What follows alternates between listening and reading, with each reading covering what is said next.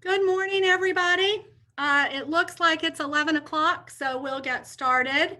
First, I want to say thank you for joining us for this morning's webinar about how COVID-19 will affect or is affecting the Williamsburg housing market.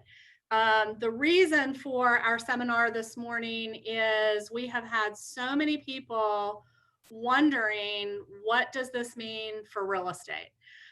So what I've done is collected really some thoughts from a number of different leaders in the industry, as well as a pretty deep dive analysis into what's going on in the greater Williamsburg market.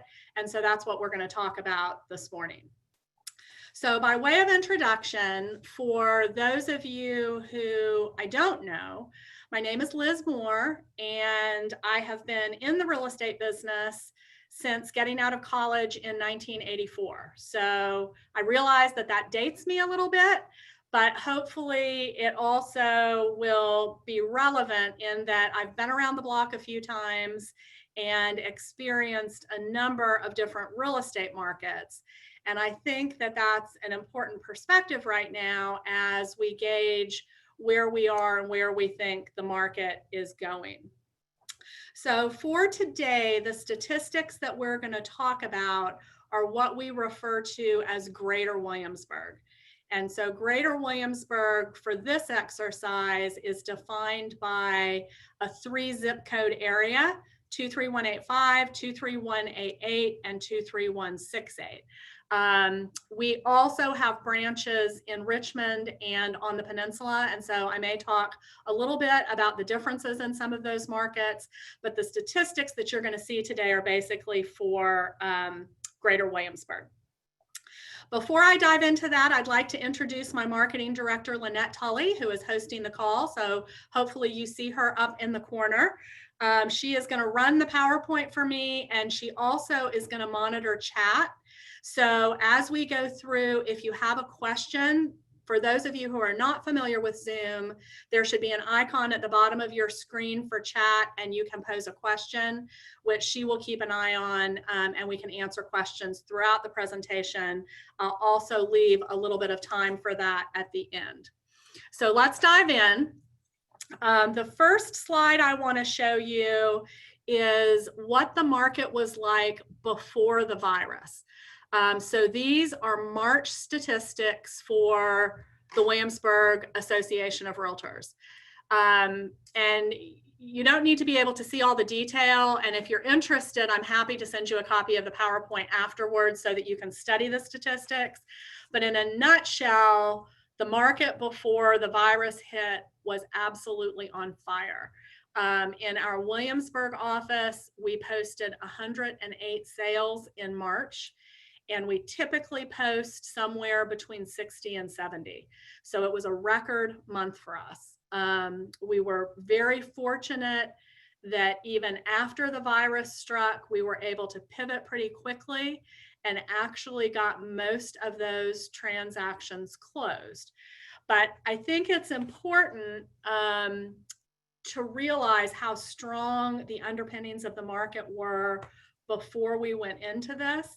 The next slide is going to show you one of the reasons that I think that this is a very different sort of economic experience, at least in the housing sector, than what we saw in 2008. There's a lot of people out there that are afraid that this is going to trigger another housing crisis like we had between 2008 and 2012. And I think there's a number of reasons why that's not the case. So this first graph shows you in red the years leading up to the housing crash that we experienced in 2008. And what you can see is there were just crazy numbers of appreciation during that time. The green bars show you what the last 6 years of appreciation have looked like relative to 2008.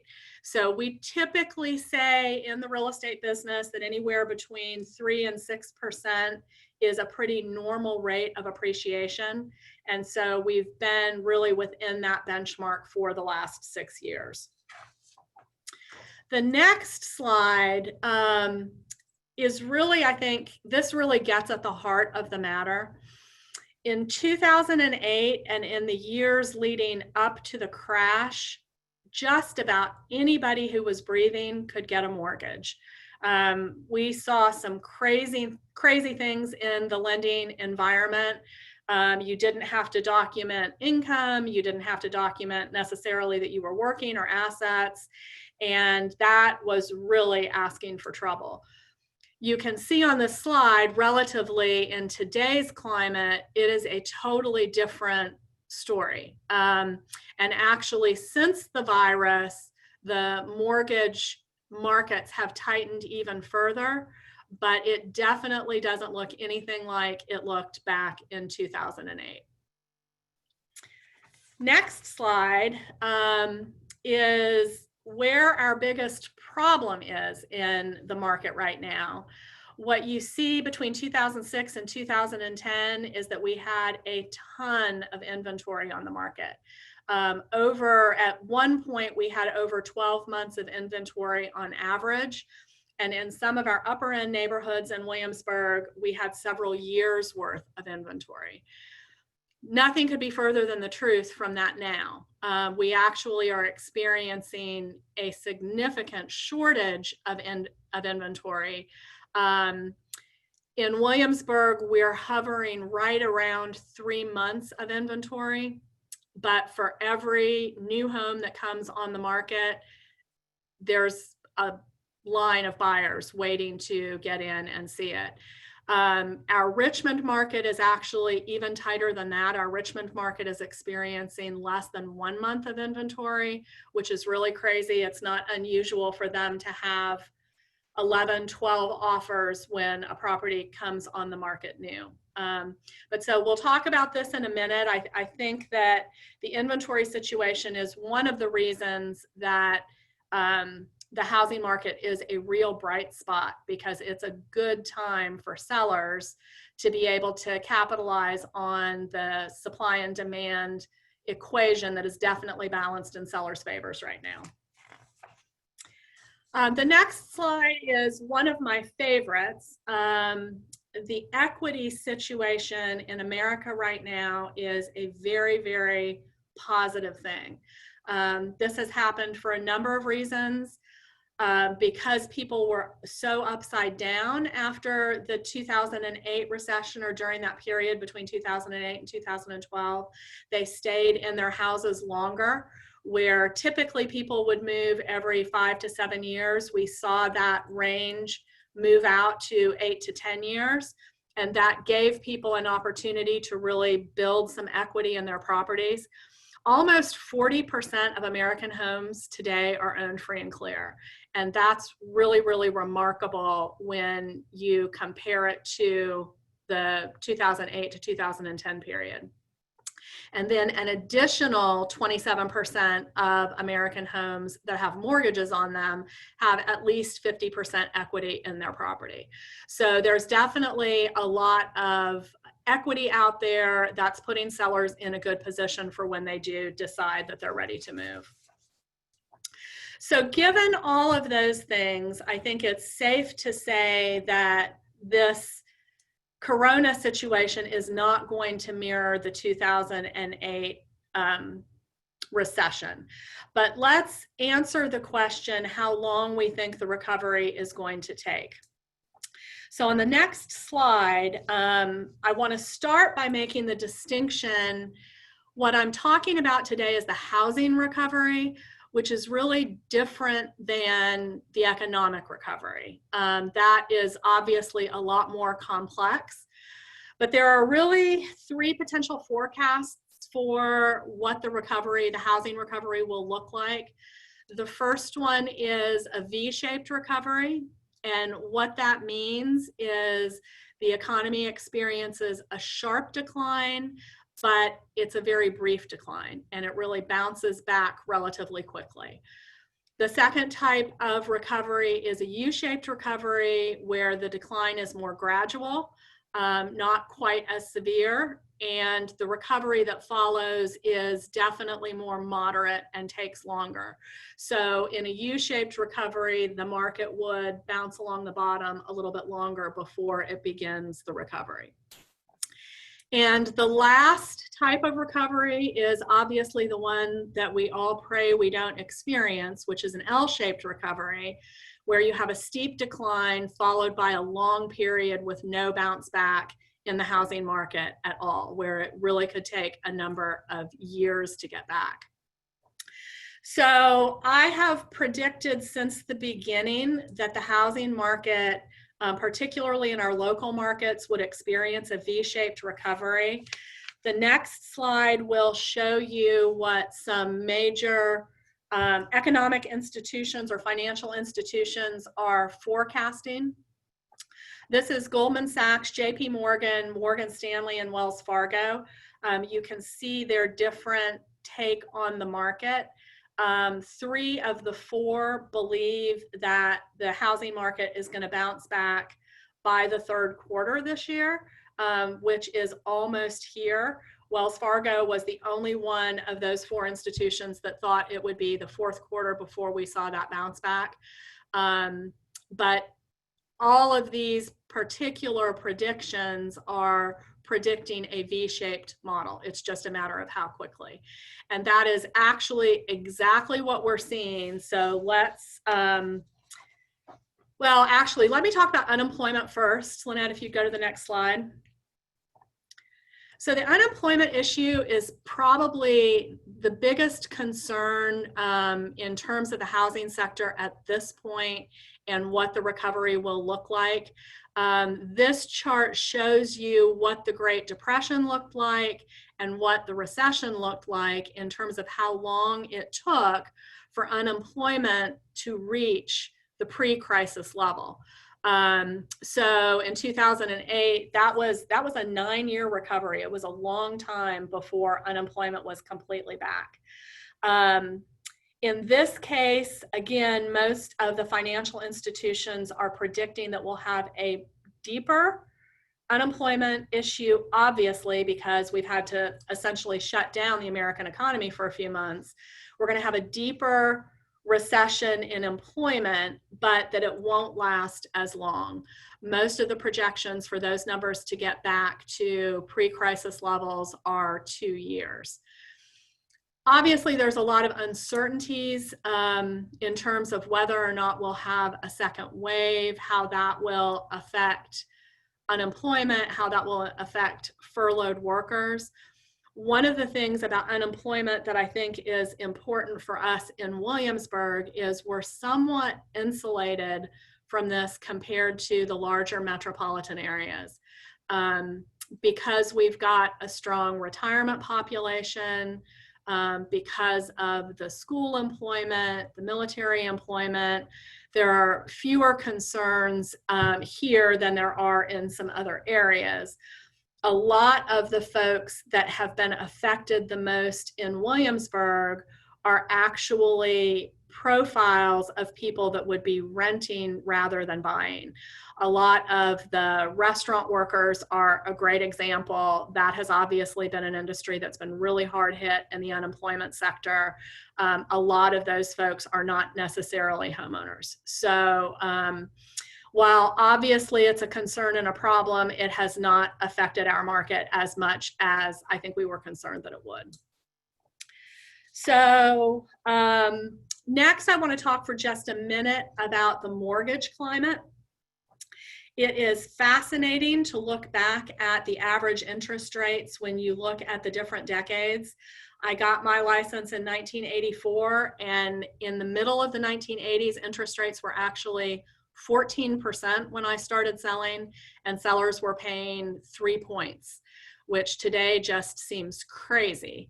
By comparison to that, you can get a mortgage right now for somewhere around 2 3/4, 2 5/8 with no points.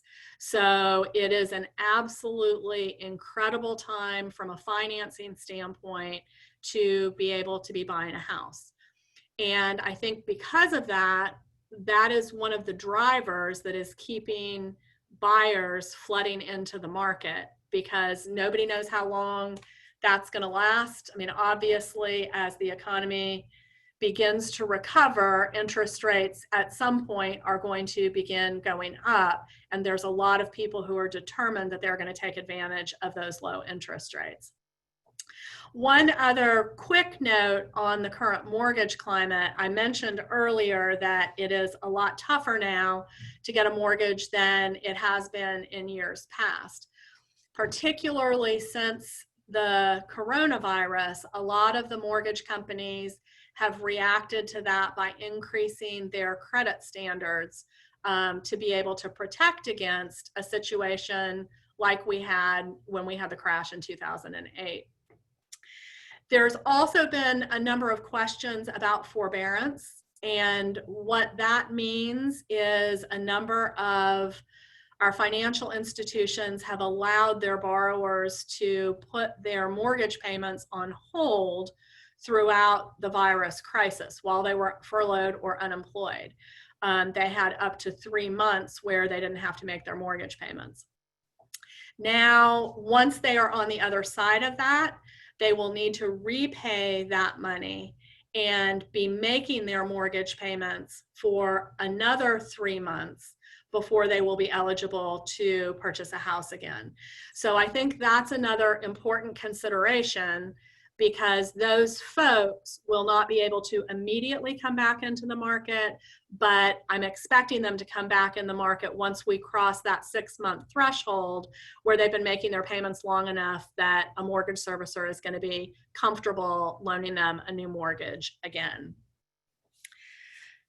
How do we know that we're entering into recovery? So I want to talk generally first. Lynette, if you could pull up the next slide.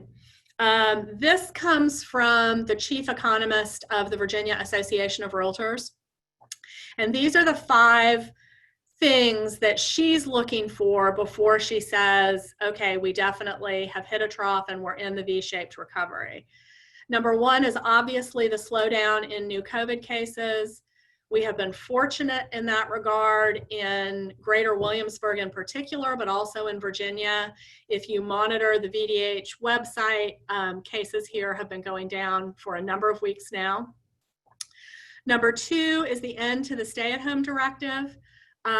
We obviously are not sure exactly when that is going to lift, but it has clearly been easing.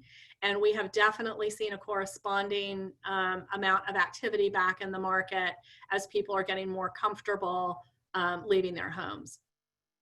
Number 3 is a big one. It's a big one in our market, the end to the military stop movement order. We've actually had a fair number of military moves that have happened during the course of the last 90 days. Those have happened generally by exception because they were people that needed to be moved, that had orders, that weren't in a position to delay a move until a later time.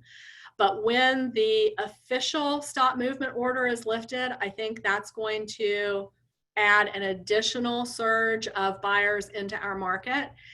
And while Williamsburg is not necessarily a largely military market, our surrounding markets are. And so what we find happens is sort of the trickle up effect of military moves will create a great number of moves on the peninsula, and then a number of those people end up being buyers for our Williamsburg area.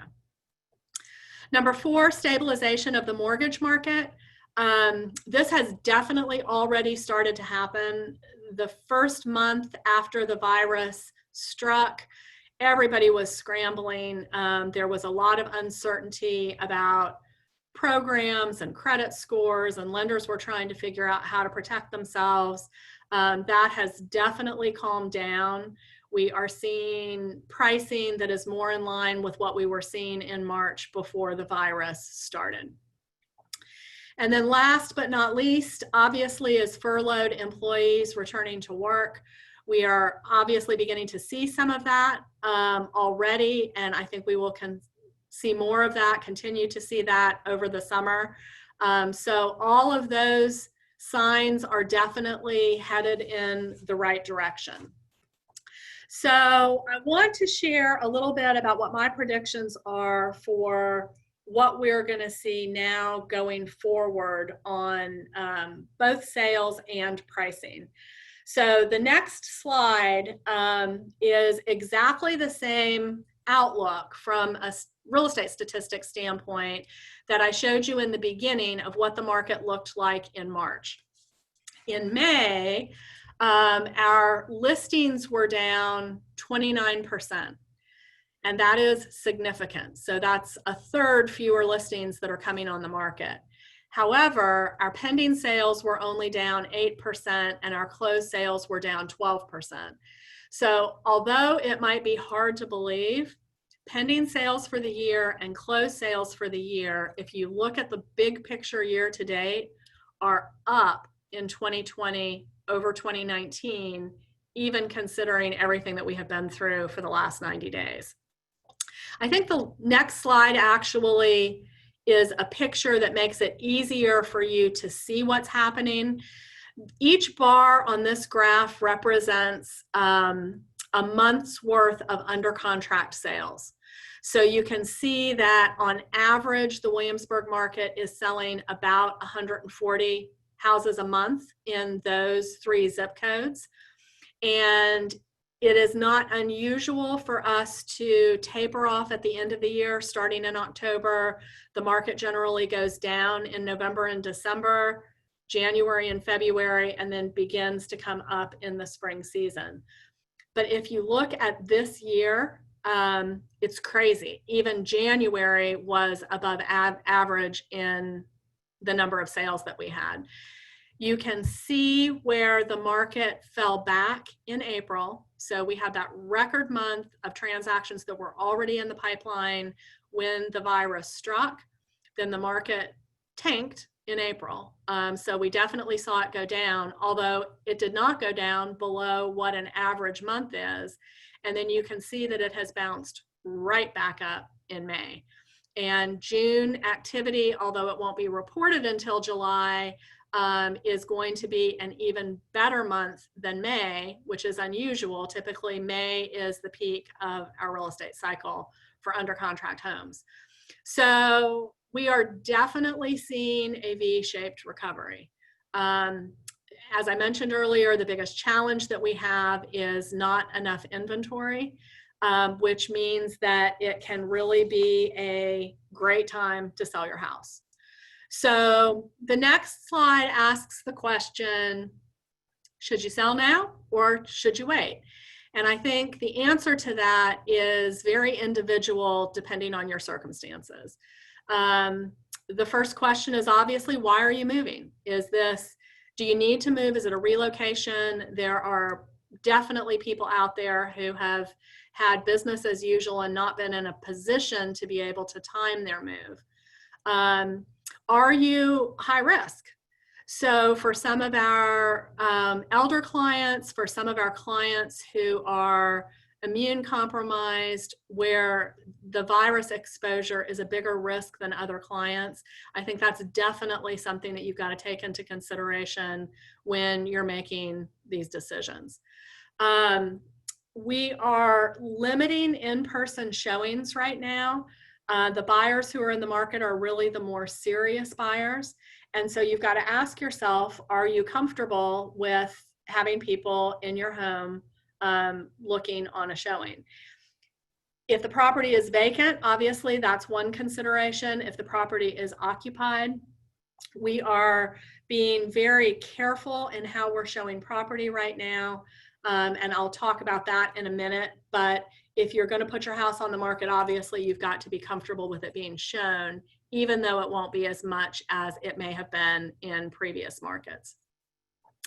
How solid is your employment and or the source of funds for your next move? If you're in an industry that has question marks right now, that obviously would be a consideration about a move. If you're heavily invested in the stock market, obviously that's another consideration. One of the things that I have said throughout this is that I believe there will be a number of people that will take money out of the stock market after going through this volatile period and decide that real estate looks like a better investment. But for people that are heavily invested and are relying on that money, they definitely need to time the market a little bit before they make a real estate decision. So if you look at those questions and you answer those questions and you feel like you can move safely and it's an economically feasible time for you to move, if you can answer those two questions, I would tell you that it is a great time to sell. You'll have fewer competition than I can ever remember. I mean, at less than 3 months of inventory in Williamsburg, that's about as tight a seller's market as we've had since I've been selling real estate here. And less competition gives you more leverage. That allows you to push prices a little bit. It just is a great time to be on the market. And if you're looking to move up or move down, but are purchasing on the other end, the advantage of the low interest rates, coupled with the fact that it's a great time to sell, it really is hard to pass up that opportunity. So if you decide that you're ready to move, how do you know that we can do it safely? So this has really been the pivot that our company and realtors all over the country have had to grapple with over the last 3 months. We have quickly switched to doing as many virtual showings as possible. We're fortunate to have a Matterport camera, which enables us to film your property in 3D so that buyers can actually do as close to a walkthrough without being there as possible, which allows us to minimize the number of people that are in your home, which is our goal. When buyers are actually coming to listings, we are asking them to wear masks, gloves, and booties, and arranging with our sellers or with listing agents that closets are open, doors are open, so that people can move through the home and limit the number of surfaces that have to be touched. We are able now in today's market to digitally sign listing agreements, digitally sign purchase offers. So that makes the negotiation process something that's simple that you can do from the comfort of your own home. You really don't need to come in for face-to-face meetings. We have actually launched a platform in March that enabled us to collect earnest money deposits online, which eliminates the need for you to have to bring a checkbook and write an earnest money deposit check, and then that check's got to go back and forth. So there have been a number of silver linings in the Corona cloud in terms of how we've been able to streamline and make the real estate process more efficient. And last but not least, we have been Zooming our closings. And this picture is actually of one of the first clients that closed in the Williamsburg office after coronavirus struck. We did a parking lot closing, and now we have plexiglass shields in our settlement office that was actually built by Brian Lytle, our attorney title partner. And it's amazing what you can do when you need to figure out a way to keep your clients safe. So I really feel like if you are in a position to safely move, it would be worth considering it. And I'd encourage you to reach out to your agent. Feel free to call me personally. This is my telephone number at the office and my email address. I would be happy to chat with you specifically about any questions that you have about your particular neighborhood, or if you would like to have an agent give you an idea of what value would look like or what market time would look like, we would be more than happy to do that. So if you have any questions, feel free to reach out to me, and I thank you very much for joining us today.